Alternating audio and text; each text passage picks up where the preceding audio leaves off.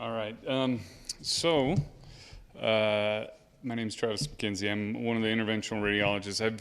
I've been at McKenzie for about 3 years now, and also cover down south at IMC.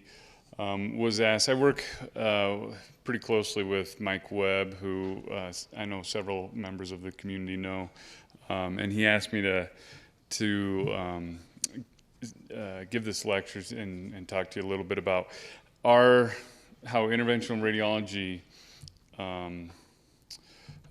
how we interact with renal tumors, and also just touch on a little bit in general with nephrology, urology, and kidneys. So today I'll give a little bit of a brief intro and talk a little bit about interventional radiology, and then we'll dive into the main part of the talk, which is thermal ablation for renal tumors. And then I'll show just a few cases as representations of what we do and what we can offer. This first slide is just a painting of a renal angiogram. So it's a kidney on the side. It's kind of a cool representation of what we do. But this may be a little bit too small for you to read up there, but really IR, when you talk about IR or interventional radiology, it's very difficult to describe to somebody what it is. It is a kind of newer specialty. The Ogden Medical Society has been around much longer than interventional radiology even.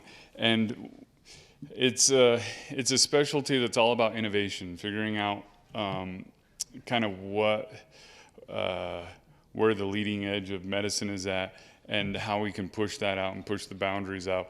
And so in doing so, we kind of extend and interact with specialties and with patients and disease processes, very specific and particular, but in various different parts of medicine.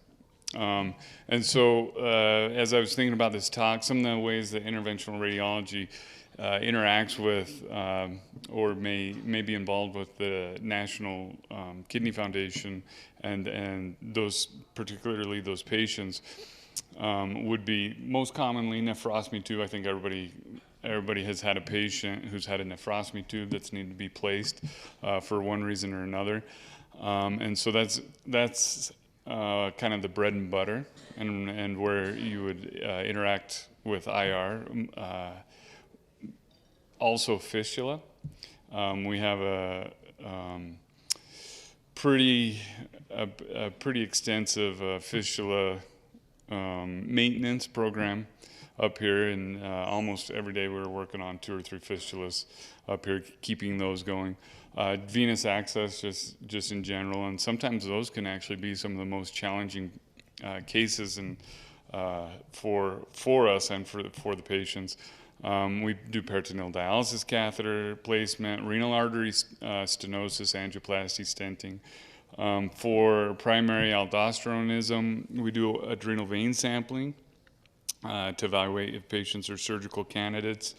We also are the primary treatment for renal angiomyolipomas. Treat those. Oftentimes we find those in the acute setting with bleeding, but we embolize those. And then this talk is more about the renal tumors and what we do with ablative therapies. And so I'll go into that a little bit more. Specifically, RCC.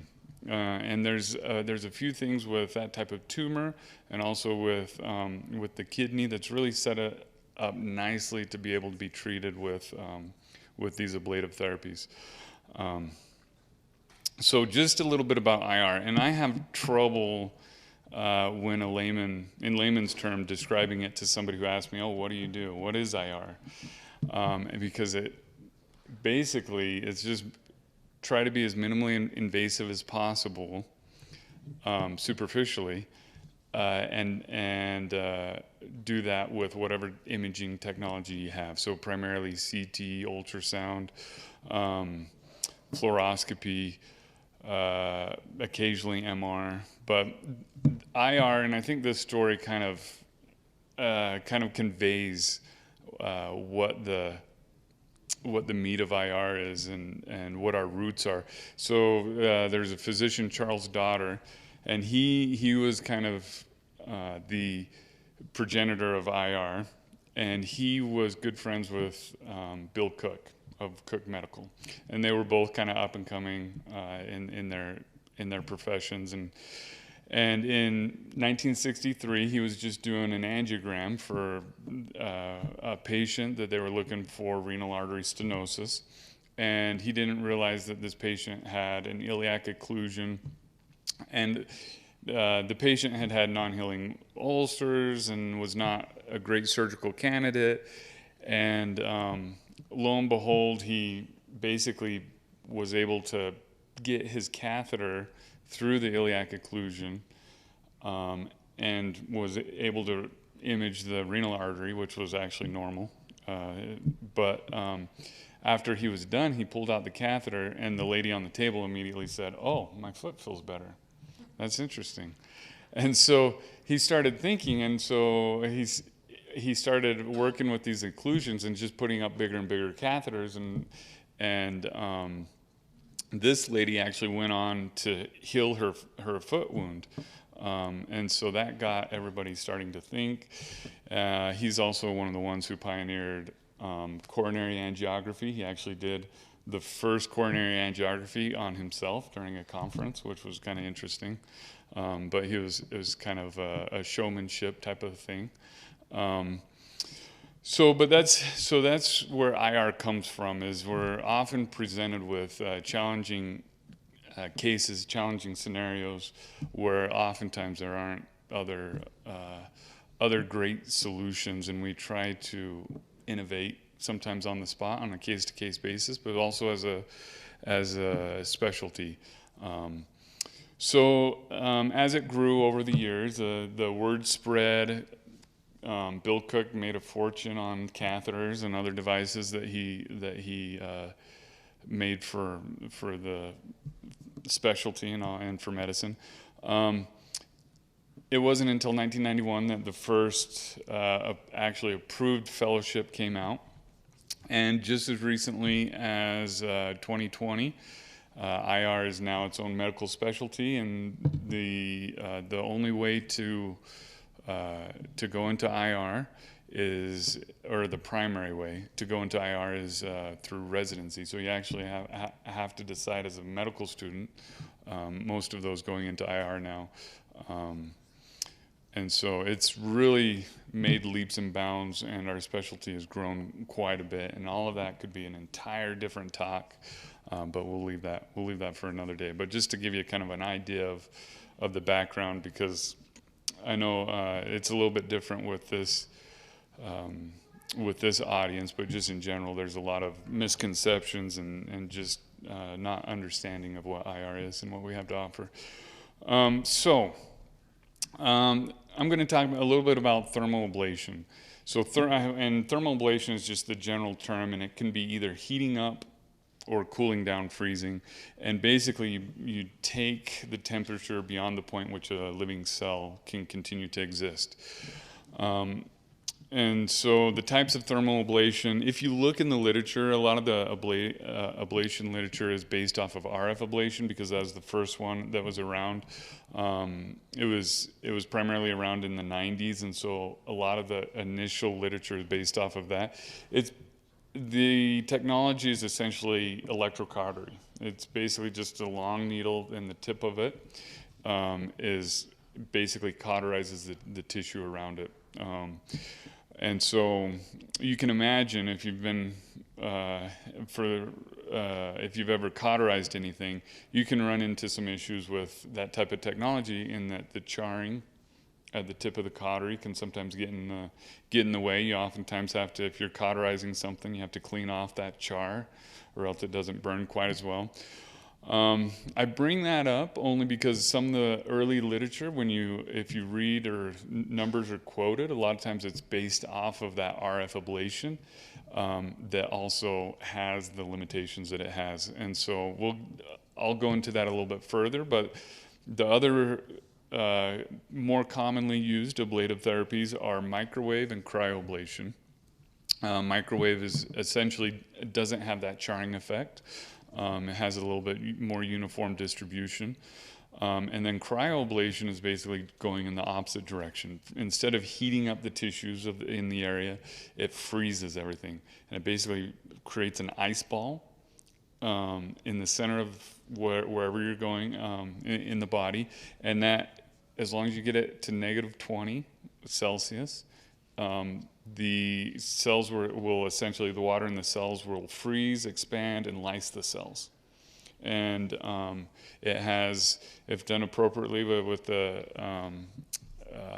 appropriate amount of time that I'll show a little bit later on, it has a 100% kill rate for those cells. And then I put a couple other types of thermal ablation. Those are more academic, not really used in clinical practice. So this is just an example of cryoablation. You can see these ice balls on the tip of the needles. Let's see if I can, I'm kind of at an odd angle, but you can see these, and this is what it looks like. You basically dip this needle into water, and within about 20 seconds you can get this ice ball formed around the tip of the needle. And the ice stays pretty uniform. It's very predictable on the size and on the temperature. And you can see we can use the ice. It can be seen very nicely in the body. This is a CT scan just of a model, but you can see in the model of the liver, you can actually see that ice ball very nicely right where you want it. So it's that's very advantageous because oftentimes you can see the tumor, and then we're able to place these probes in, form the ice ball, and then you can basically see the tumor encompassed in ice. So just to cover a little bit about RCC staging. Renal cell carcinoma it's very predictable in how it grows. It's initially pretty slow growing. And so the tumor stages, usually oftentimes they're found incidentally. People come in for a car accident, or they get their belly scanned for some other image. We sometimes find them even on MRIs of the lumbar spine, and then you actually see the RCC.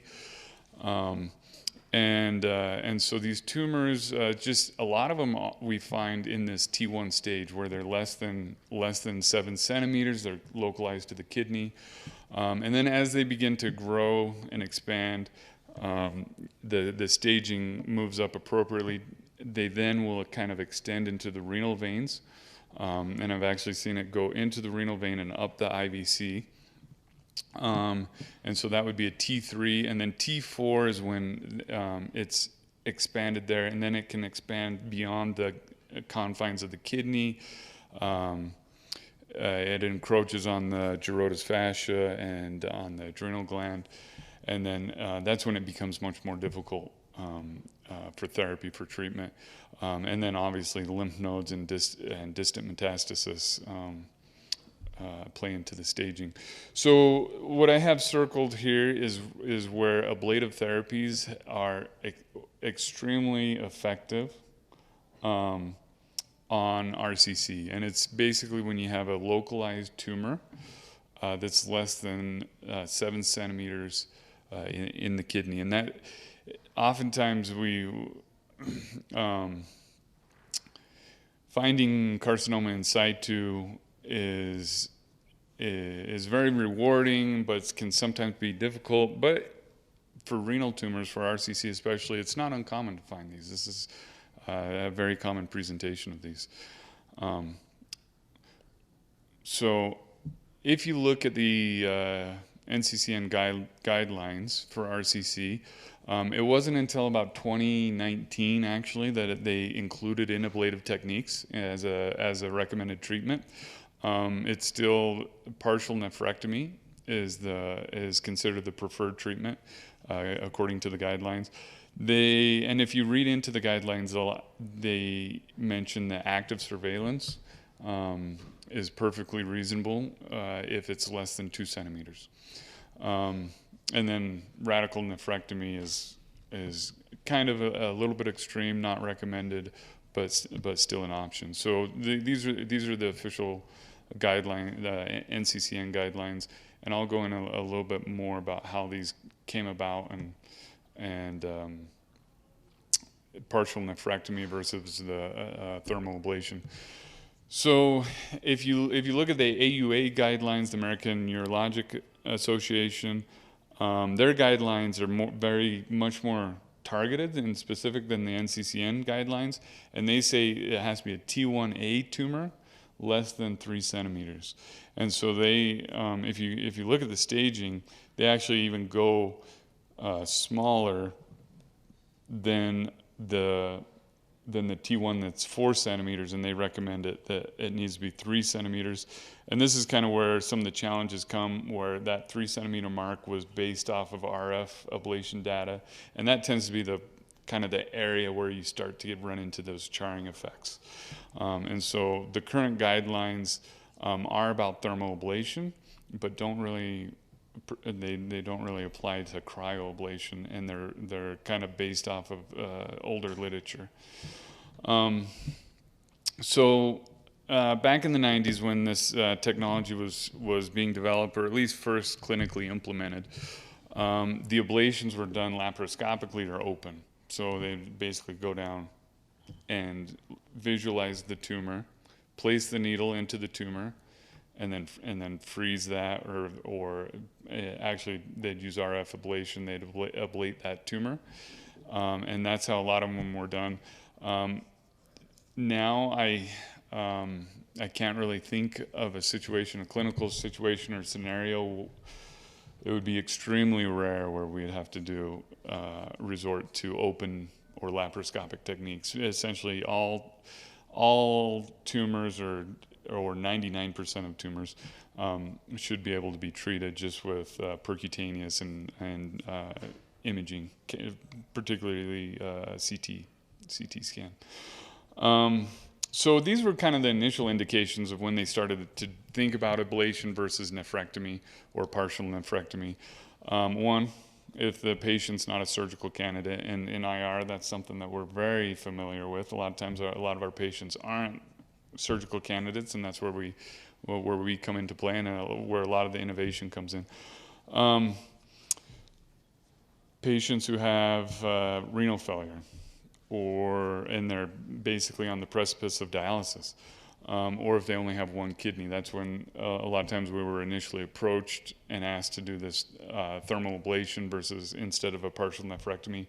Or another case would be, oftentimes it's not uncommon for RCC to have multiple tumors in one or sometimes both kidneys, and they can present at the same time, or they can present over a period of time. And so once you start doing partial nephrectomies for some of these patients that have sometimes 3, 4, 5 plus tumors, you start to run into tissue loss, and so the ablation preserves essentially more nephrons. So this is, and it didn't, sorry, I circled the answer for you. I don't know if you have this, but this was supposed to have the animation. So basically the SAM question is which RCC tumor would be amenable to percutaneous ablative therapy? So in A, you have distant metastasis. You could, I guess, debulk or do some palliative local therapy, but it probably wouldn't affect the overall prognosis of the patient, so it may not be the best thing for that patient. The second one, 2 centimeter primary tumor localized to the kidney. That's a perfect scenario. There's a lot of discussion now with pushing the active surveillance, just monitoring with additional CTs with even larger tumors.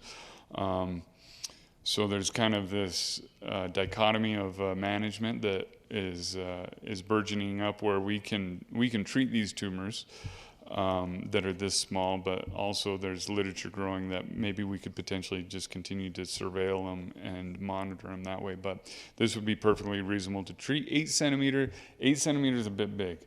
I have done larger than 8 centimeters, but it has to be a very specific scenario, and I consider it palliative. Yeah, and you can run into some issues with tumor necrosis and inflammatory response and whatnot once you get above that 5 to 7 centimeter range. So that large of tumor is sometimes more difficult to treat, or at least you have to stage them a little bit more. 5 centimeter tumor with extension into the renal vein and IVC, obviously that would not be amenable to ablation. Okay, so physics of creating this ice ball. How do we take a needle and freeze only the tip, but no other part of the needle? And it's an interesting process, because you can also get skin burns. There have been reports of, not with this technology, but if just freezing a needle along there have been tumor seeding along the needle. This technology is very nice. With the cryoablation, and there's a cautery option at the end, the tumor seeding is 0. But basically what happens is the needle, it's dual chambers. So inside the needle, there's essentially a smaller needle that goes all the way to the tip. And you put pressurized argon through that smaller needle that's inside, and at the tip it expands out, and that expansion of the gas causes an endothermal reaction in the surrounding tissue. Basically just soaks up all of that, all of the energy from the surrounding tissue, creates an almost instantaneous ice ball around there. It goes down to -40 Celsius. Remember, the -20 is where cell death occurs. And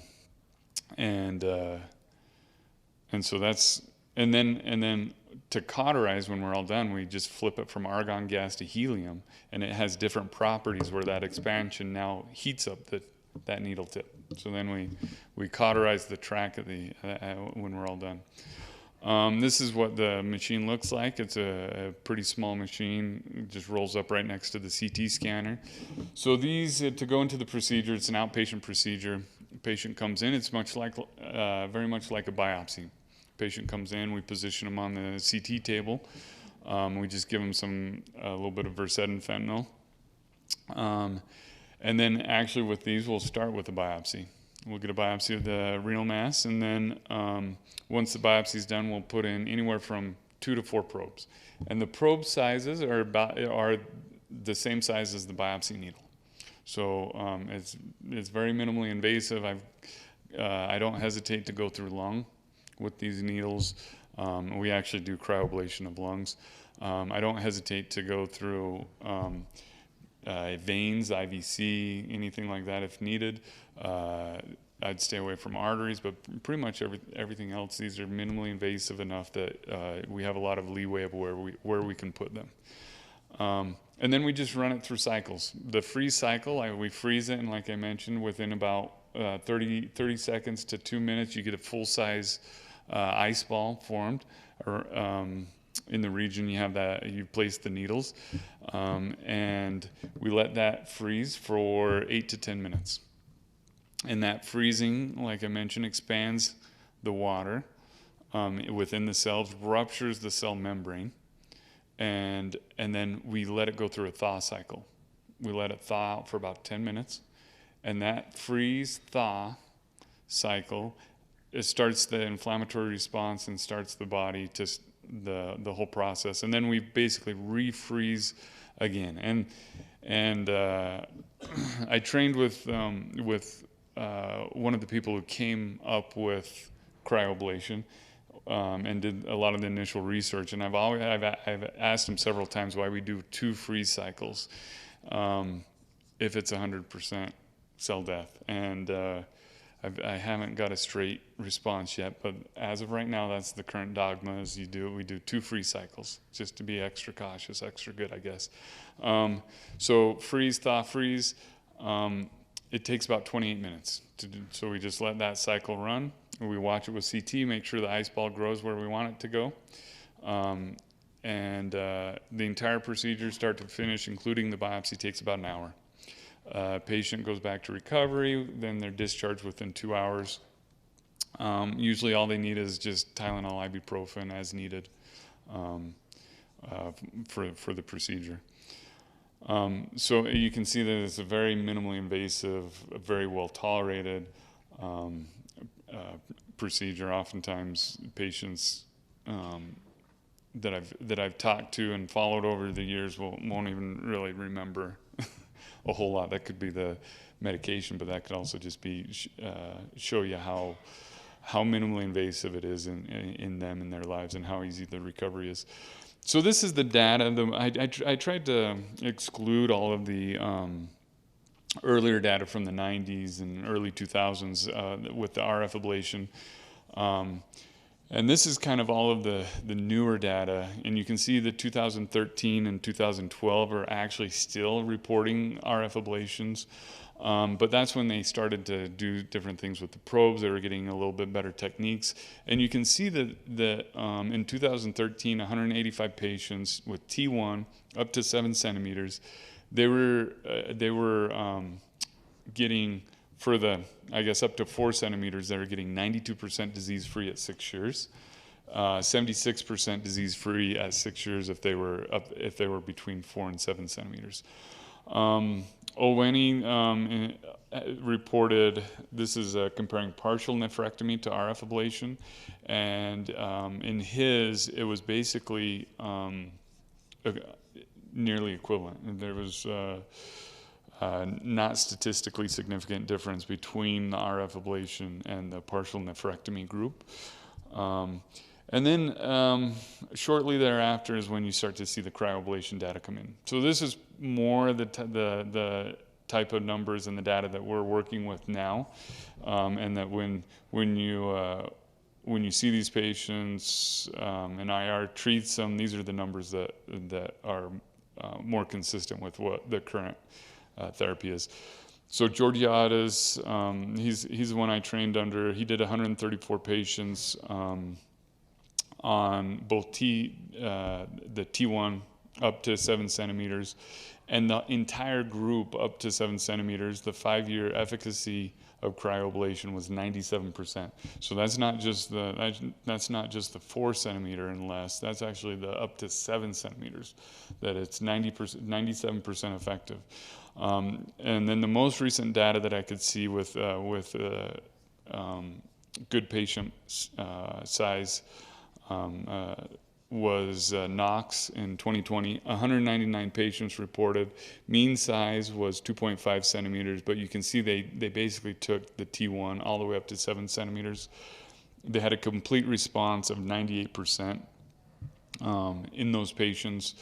And that complete response, that 98%, of the 2%, you basically get a follow-up CT and you see a little bit of residual enhancement, and we'll oftentimes just take them back and ablate that area of viable tissue, and we can bump that up to 100%. Local recurrence, the time frame I believe was 5 years. Local recurrence was 1.5%, and then it's kind of surprising. Metastatic disease, they had a 5% rate of metastatic disease, which is fairly consistent with the partial nephrectomy data. Okay, another SAM question. So, and this has a typo, I apologize. Which of the following statements is false? Cryoablation may be performed laparoscopically or percutaneously. That's true. The next one, B, should be cryoablation is currently the most common ablative therapy used for renal tumors. That would be true, but now we have 2 false. Thermoablation is reserved for poor surgical candidates. That one is false. And cryoablation has similar long-term efficacy for T1A tumors as partial nephrectomy. That one's true. So complications. What are there's nothing we do in medicine that doesn't have complications. So what are the complications of this? Similar to a biopsy, in that the most common complication when we're putting needles into tumors or into organs would be bleeding. The nice thing with the kidneys are retroperitoneal structures. The bleeding often tamponades, and so it's usually not transfusion. Requirements for bleeding in this are extremely rare, and usually it just tamponades off, and the patient has some pain. We just usually prescribe a short course of narcotics, and then it's self-limited. They go home, it resolves.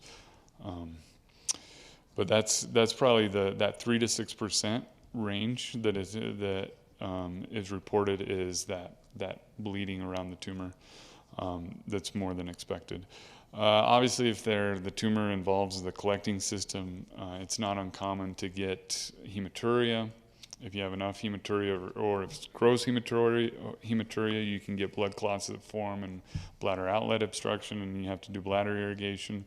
That's actually, I've seen it much more with just random kidney biopsies than tumor ablations, because when we take a sample of the biopsy of the tumor, we then follow it with the cryoablation and we cauterize the tracts, and the bleeding is actually, in my personal experience, much less into the collecting system. This is the big one that's on everyone's minds who does ablations: collecting system injury.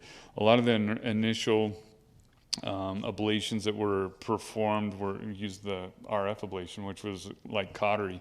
And so you can imagine if you get that cautery close to a ureter, it's going to potentially scar down, or it will scar down. Same thing as if you ablate the tumor and you also ablate a part of the like a calyx, you then get a urine leak, right? Well, so with cryoablation, the good thing is the protein structure of the collecting system remains intact. And so this collecting system injury that's classically reported in the literature is pretty much zero with cryoablation. I just spoke with Webb, he does about 20 or 30 of these a year. I probably do somewhere around 5 to 10 of these a year. I've never seen a collecting system injury, and he said he's done probably about 200 cryoablations, and he's never seen it either. So even though this is reported and a concern, it's more a historical thing than a current potential complication. And then bowel injury. And bowel injury is just because of the location of the tumor. I have a couple examples to show you about this. This one is also, I have the wrong date on that second one. The first two pictures are actually the initial presentation in 2016. So this patient had synchronous RCC. It's a 2.4 centimeter mass on the right kidney, and then on the left kidney it was a 2.2 centimeter mass right there. Avidly enhancing, classic for RCC, biopsy proven eventually. But with this, it becomes much more difficult. It's treated with bilateral percutaneous ablation. And then he came back in 2020, and so he had metachronous tumor that popped up there. And so this is a patient that we follow closely, and basically as they pop up, we'll just continue to ablate. I've yet to have a patient, even with stage 4 chronic kidney disease, I've yet to have a patient where with an ablation, I've tipped them over the edge to dialysis. Or if they're not, if their GFR is bordering and their urine output is bordering, I've yet to push them over the edge. So it's very sparing as far as the normal renal parenchyma. This is an example of what the procedure actually looks like. We have the patient flipped onto his stomach, and you can see we insert a probe down into that mass. That mass. This is the same patient seen on the last slide. You have that exophytic mass right there. You advance the probe into the region of the mass, but we always have in mind other things that can be in the area, like bowel, that's right there. And so some of the things that we can do is on this, we placed another needle right next to that, between the kidney and the colon, and just fill that area with either some type of fluid, saline, D5W, sometimes even air. I'll just put air in, anything to just separate that out. And then you do the ablation, and you can see on this last one, there's kind of that dark ring around the tumor. That's actually the ice ball that's forming, and it's kind of that football shape right there, and down here is all fluid, and then that's kidney. And so those are some ways to just protect surrounding structures. That would probably be the only indication for laparoscopic ablation, would be if the patient, for whatever reason, has adhesions or something that we just can't get that bowel safely away from the kidney. I'll start with this one. This is a 34-year-old female. She came in with a UTI, ascending UTI, pyelonephritis, got imaged. They kind of saw this abnormal area in her left kidney, but the look of it wasn't necessarily, didn't look necessarily like pyelo, so it was image, MRI, follow-up 6 months later, it's still there, enhances a little bit. And so she was referred to us as just under, is right around 2 centimeters. But you can see some of the things. She has small bowel and colon basically hugging that lesion right there. And so this is one, it kind of looks like a mess right here. But basically what it is I have my cryoablation probes going down into the tumor. And then all of this bright stuff around it is all that fluid hydrodissection. And I basically put in enough that the kidney is just swimming in fluid. And then I do the ablation. And then this follow-up scan is 1 year later. And this was what a lot of them look like eventually when we get the follow-up scans. It almost looks like somebody took a scalpel and cut out that tumor. So in this ended up coming back as RCC, and so we'll just continue to monitor her annually, and she has, based off of the data, this should be 98% effective. This next guy, he has renal failure. This was found, I accidentally copied the last one, didn't change the history. But he had an incidentally found tumor, avidly enhancing tumor on his right kidney, and you can see his kidney's kind of pretty atrophied. I don't remember his exact GFR, but the concern was obviously his renal function. And so hydrodissection was performed. This is just another case to show how we kind of separate the tumor from surrounding structures. He's now on his stomach here. All of this bright area is just filling the area with fluid, getting the tumor to basically float off or pushing away the adjacent structures. And then here's where the ablation is being performed.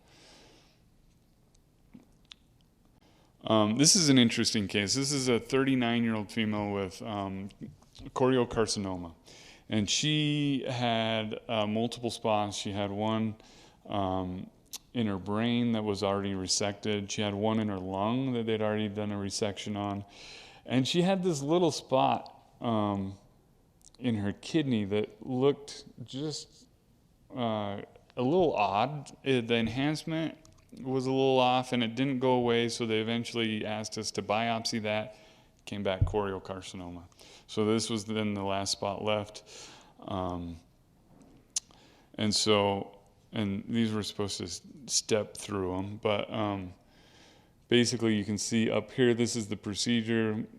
Place that needle probe right into there, and we can almost sculpt an ice ball how we like based off of the trajectory of our needles. It'll kind of form how we like. So this is, in this one, we actually have needles coming in from 3 different directions, bracketing that tumor, making sure we get a good margin. This is her 3-month post-procedure scan.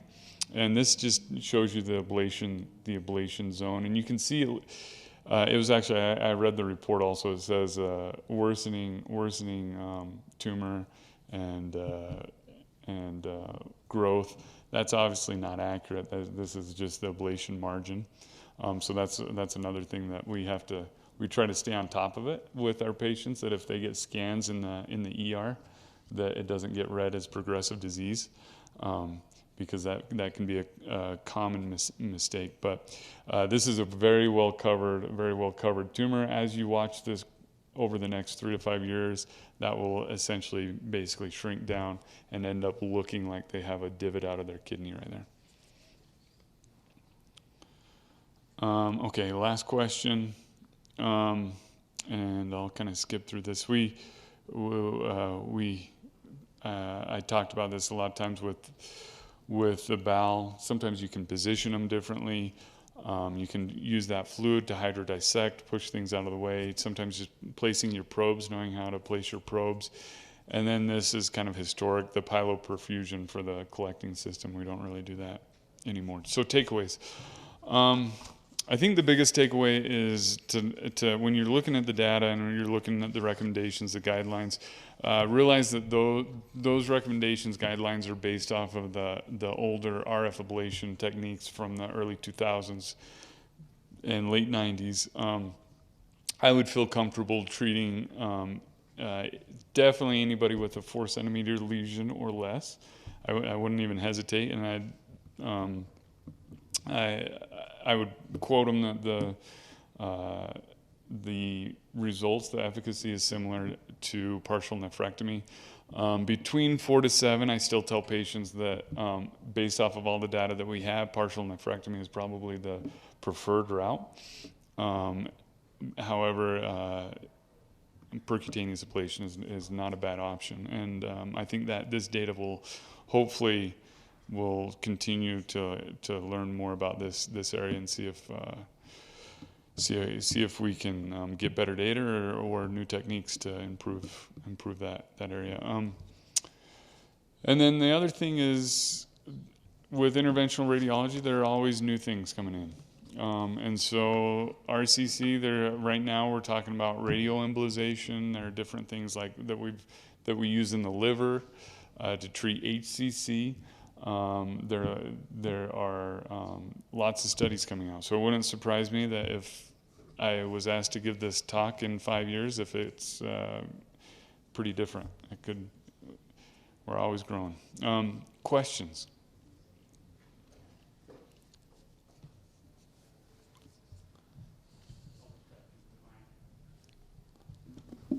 So you talked about how patients tolerate this. What does a patient experience when they have this done? What is it like for them when they go home that night? And if it's a patient of ours and they call us in the middle of the night and say, I just had this ablation, what should we worry about, not worry about? When do we send them to the ER, that kind of thing? Yeah, no, good question. I'd put this in the kind of the 80-20 rule. 80% of patients will go home, they'll be sore in that area. They may have a little bit of blood-tinged urine. All of that in the first 3 to 4 days is, I would consider, completely normal. And just expectant management, symptomatic, just pain control, and making sure that they don't have other big issues. Another thing, this is with the larger tumors. Once you get over the 5 to 7 centimeters, they can get kind of low-grade fevers. It's that inflammatory response. For about 10 to 14 days, they can get low-grade fevers, just general malaise, flu-like symptoms, muscle aches, and that's actually common in larger tumors. And And also the same thing, you just usually just Tylenol is enough to get them through, and it'll resolve. Important thing is they don't need to be readmitted, they don't need blood cultures, all of that. They tend to do pretty well. Of the complications, if they have severe, and it's not questionable, it's like severe pain, then they may have a bleed around the kidney. If that's the case, probably the most prudent thing to do would be to get a CT scan, more to monitor than anything, and usually that's the similar treatment, just expectantly, and transfusions required with this. I've never had one that's bled and required a transfusion. I think the rate is less than 1%. The talk this morning on liver disease with needle biopsy of treatment of tumors within the liver mentioned seeding along the tract. Has there been any of that in this particular phenomenon of the kidney tumors? So yeah, no, that's a great question. Not with the cryoablation, and with there are a couple things with IR with the tumor seeding along the tract, especially with liver biopsies. We found initially we were doing biopsies the same way that we do random biopsies usually, which is we put the needle in, and the needle has it's a biopsy device. You push it, it slides the cutting portion over the tract, and then you pull out that needle, and you put it in the formalin, and that's how they were originally done. We then learned that if we used a coaxial needle, where we place like a 17 gauge needle into the tumor first, and then that has an inner stylet that we take out, and then we put in the inner biopsy needle through that, take the biopsy, and then take it out through the coaxial, and then reintroduce the trocar. I've yet to see tumor seeding with that method.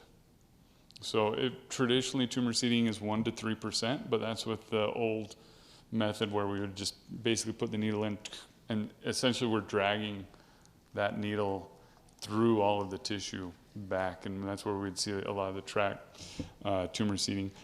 I'm sure that there are cases, but it's rare enough that I've never come across it yet.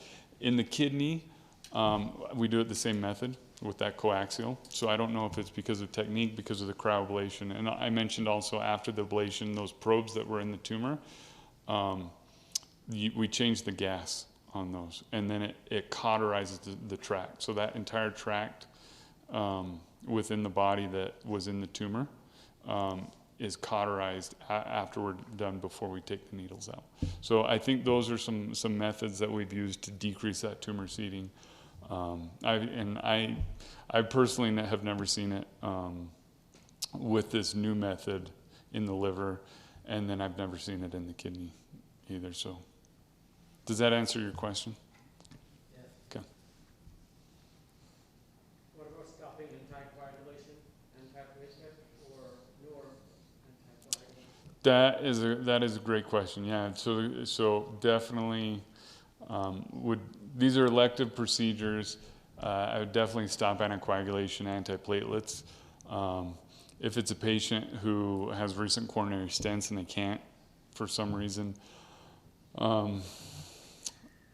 with this being elective, depending on the size, I'd probably wait until they could come off, because their bleeding risk while being on those would be pretty significant.